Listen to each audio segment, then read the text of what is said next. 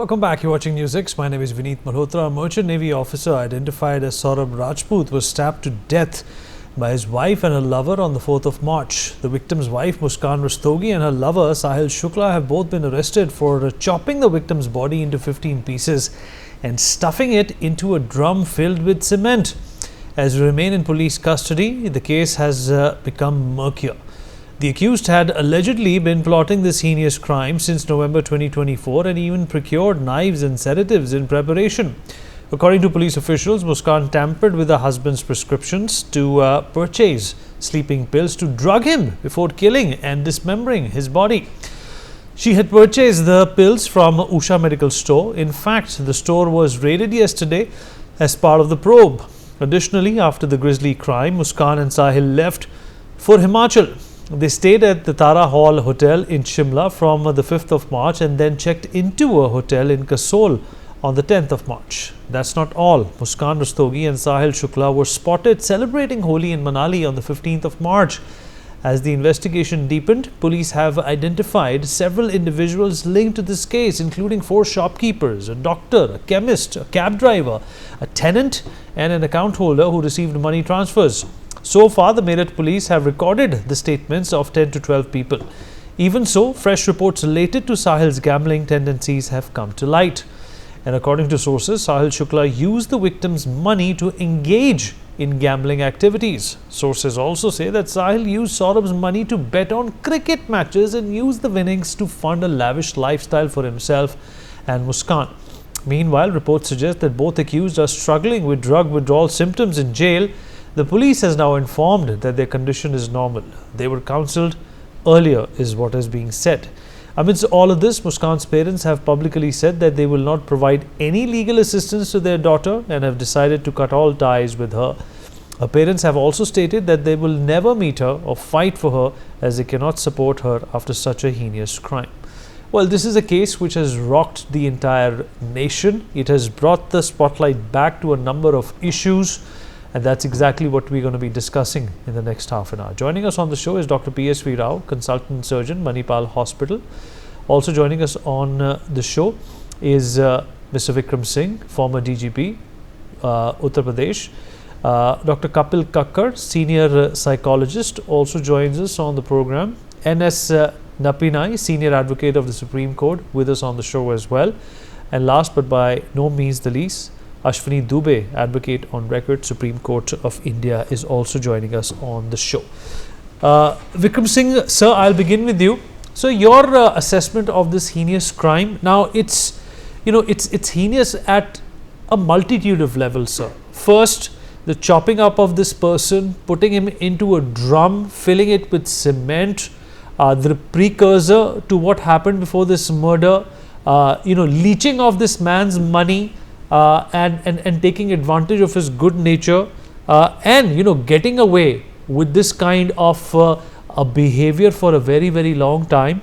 What has the world come to, sir? There are multiple dimensions to this whole crime. Good evening, gentlemen. And I would say that crime, hedonism, violence, infatuation with a degree of perversion. And I'll stop at that. The manner in which the murder was committed, it has the element of money, as you very rightly mentioned in your opening remarks, betting, boozing, and you have it. And then the manner in which they said that they were perhaps in state of intoxication just to get away from the murder rap. But the fact of the matter is that they purchased 2 knives under the pretext of using it in the kitchen, purchased a drum ostensibly to keep flour, then buying prescription injections so as to inject the deceased so that they could murder him with impunity.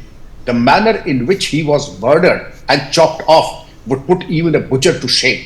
And then to splurge the deceased money, spending 54,000 on the cab, and the cab driver Ajay Singh on record to say that the lady in fact asked for a birthday cake to celebrate the birthday with a paramour and then celebrate Holi, abandoning the child, abandoning the care and abandoning the memory of her parents and the deceased.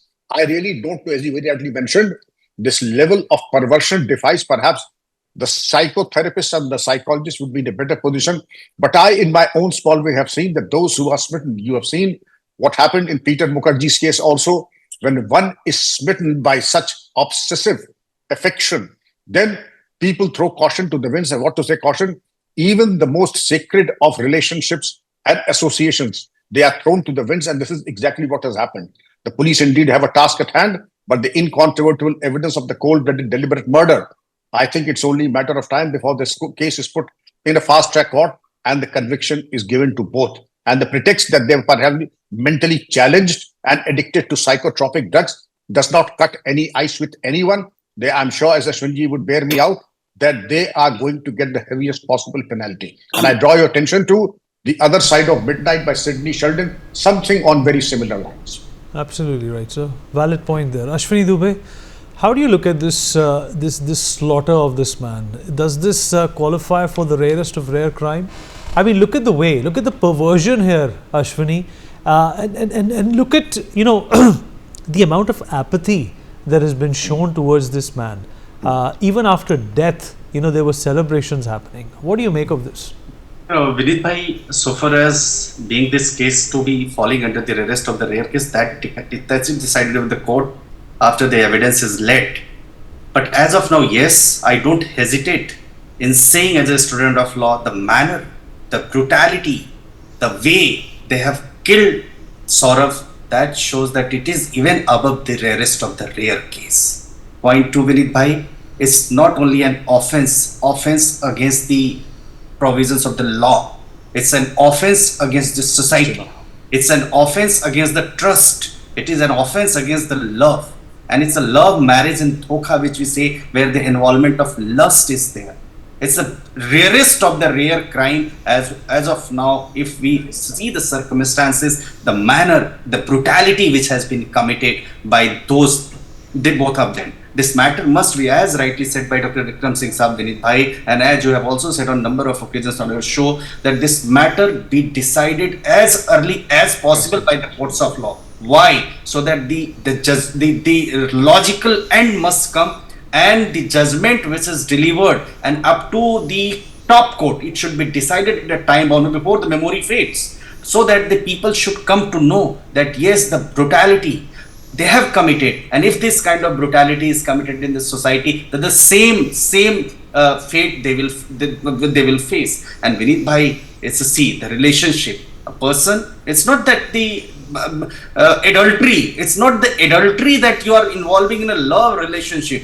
It's a pure case where though they have taken drugs. It is a case where the boy was cheating the girl. It is a case where they were cheating their mother and father, parents, and at last what they did a person who came to celebrate the birthday. So Vinit bhai, we urge to the courts, the prosecuting agencies, and also as well as the appellate court, that as soon as possible judgment is delivered, so that the victim may get the justice, and also message can be conveyed to the society. It's because it's a crime against the society. It's not the crime against one person, it's the crime against the society. So this needs the punishment as soon as possible, and that too, the punishment which is the last punishment, that is the execution, that is needed. Then only we can say that yes, justice has been meted out. Over to you, Vinit bhai. Absolutely. N.S. Napinai, justice obviously is forthcoming. But, there is this obvious talk about the delay in justice, making a precedence out of a particular case. Now, we all remember some of the stark cases that have defined our recent memory. One of them, of course, being the Nirbhaya case, in which perhaps the brutality was the common factor. That too also took years to conclude. Do you think that perhaps apart from just the factor that this is going to be met with justice is not going to be enough, the speed at which justice is going to be dispensed is also a good indication of a healthy judiciary? Speedy justice is something which I would say is part of our fundamental right. Because when justice is delayed, indeed justice is denied.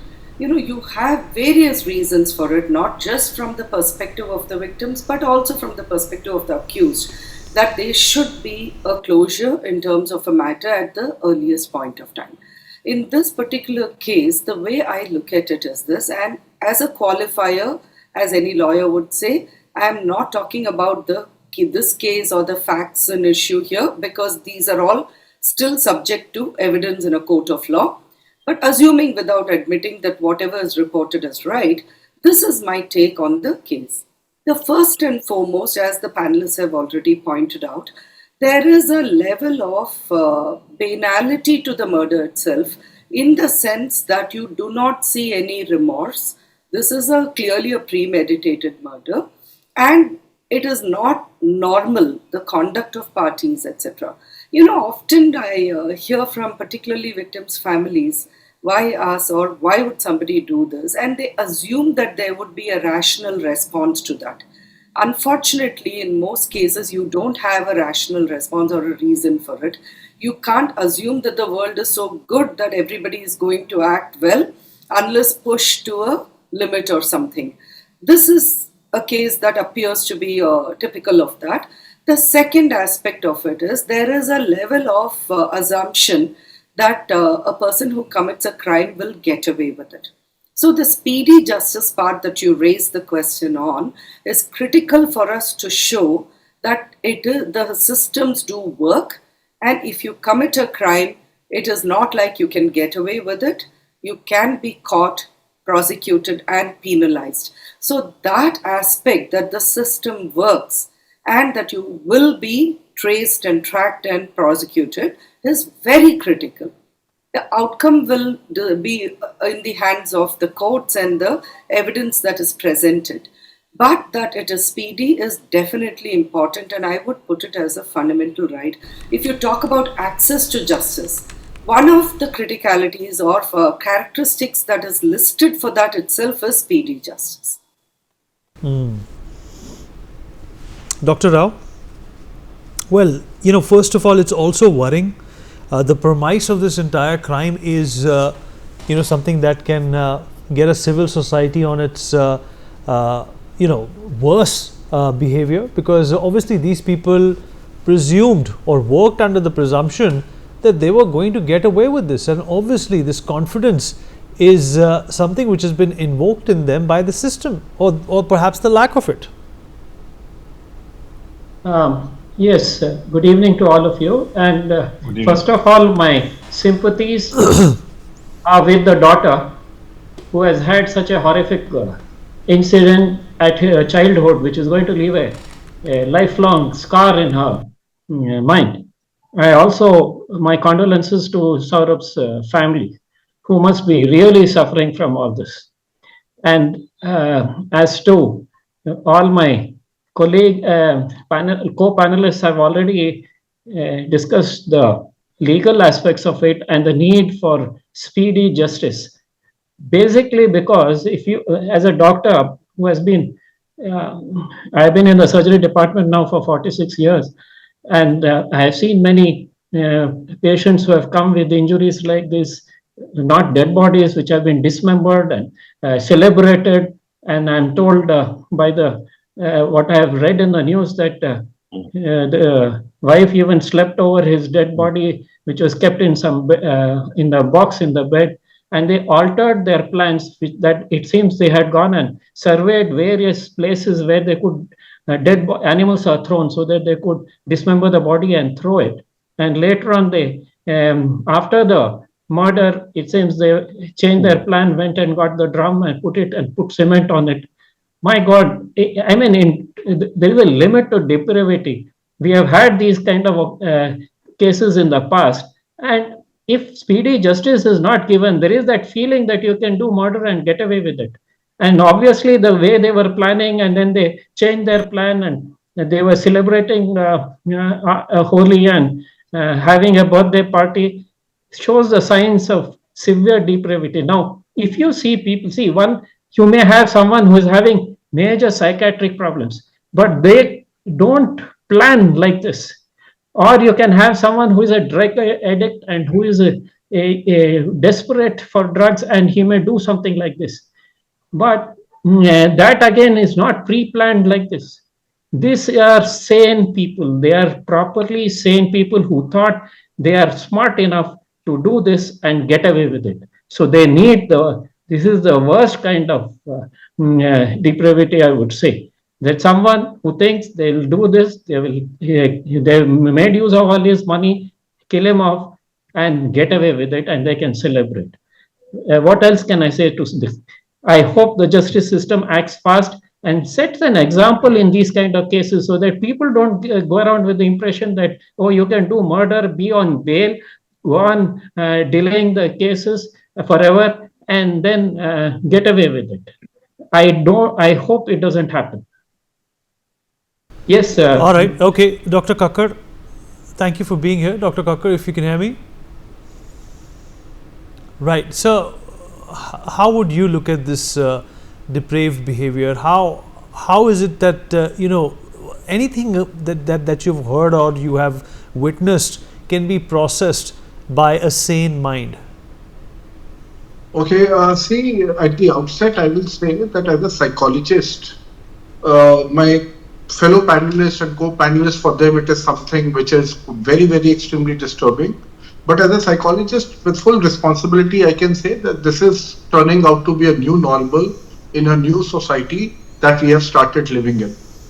This is not something for me. It is that the little child has been saved, because there are cases in which what I understand is even today, in fact, there's news today that a mother has slit the throat of her son. So I think it's a developing story, but that's come because normally in such cases the level of depravity is intense, and I can see it every second, third day when people are coming to me, when the couples are coming to me. I can see, and one of the reasons is the judiciary. That aspect is always there, because at the end, people think, well, we don't have no other option. Because if you were to look at the suicide, the Atul Subhash suicide, or that Mr. Khurana, the other chap who committed suicide, that was all because of this. And if you look at Subhash also, I think, yes, Saurabh, sorry.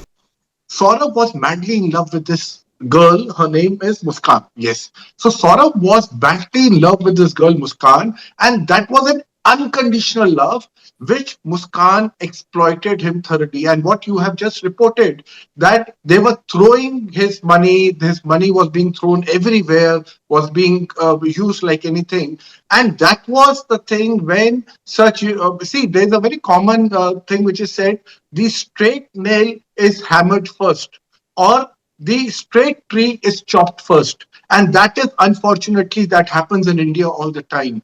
And all the crooked people at the end of the day, because they know there are very good lawyers, because they know there are lacuna in our judicial system, that either the cases are going to get delayed or nothing is going to come. In fact, this case maybe because, like you mentioned about Nirbhaya, I remember in your news channel also back in 2014, when I was asked this, I said, Nirbhaya, the laws, etc., they are just the baby step. Because today, when somebody goes to a lawyer also, because in this case, it's a full blown out news. But when people go to the lawyer will say, you don't worry, we will manage things. So unfortunately, in our country, the sensitivity as far as human beings are concerned, human lives are concerned, it is pretty low. And I have seen this from a very close perspective. When I have I had a father to my clinic, and he says for 1 year there was a report by a psychologist on a child custody which was not opened by the lower court, which was Saket court, and then they had to appeal in the high court, and from high court the high court was also stunned, and then they told the lower court to at least open that envelope. My point is, when people know they can get away through adjournments, etc., and I have also, in fact, because I understand all this so closely now, I also produced a web series called Black Justice, which basically talks about, as far as the judiciary today is concerned, as far as people today are concerned, they understand that they can exploit anything and they can get away with anything. And that was the reason. Imagine a guy who is psychotic, and a lady. I saw that video where that lady was seamlessly dancing with Saurabh and the child, as if nothing was happening in their life. There was no turmoil, and this is the new normal. You will see the couple today on Facebook, Twitter, everywhere, showing full-blown, very nice family pictures, and on the third day you come to know they go for a divorce, or there's a lot of animosity. within them. And that is where the blackmailing, etc., starts. And that is where, see, unless and until, see, behavior comes from the environment. The responsibility at macro level of giving the environment is from the government. And the government does it through rules, regulation, laws, enforcements, implementations. If those things don't happen, people know they can do anything and get away with anything. So here we are primarily talking about speedy justice. But what about so many such cases which are lying, and every day I can tell you people are committing suicide, they are being murdered, there's a road rage, there's a murder because of parking issues, because they know at the end of the day, the cops are not going to do anything. There's no point calling the cops. There's no point going anywhere else. So the best thing is, let's settle it, and the stronger party wins. So this is the unfortunate part which is happening from since Nirbhaya. So it's been 11 years now, if I'm not wrong. It's been 11 years, but there has been no change. So when we talk about speedy justice, of course, because it's a full-blown news, we will get speedy justice. But what about those cases which have been pending for 5, 7 years from one court to another to the third court, and then nothing happens? And one last thing, in 2012, this is just an example I'm giving to your viewers. In Delhi, the lower court convicted 4 or 5 people where they raped and murdered a young girl. I think she was a minor, or she was around 18 years old. And the High Court also upheld that order, but Supreme Court, it turned that order around, saying there was not enough adequate evidence. Now, when these people, they come out, one of them, within 3 months, he murders a person. Now tell me, what is the fault of that guy who was murdered? The Supreme Court said the evidence is not there. So when you look at the kind of the self-empowerment such people have, that they can get away with it, they can twist because they have the contacts, that is where our society is dying. We may accept it or we may not, that's up to us. But that's the unfortunate part. Absolutely. I appreciate your thoughts, sir. And this is, a problem that definitely needs to find a solution, and a solution in law at that. We'll appreciate everybody who joined us on the program. Thank you, everyone.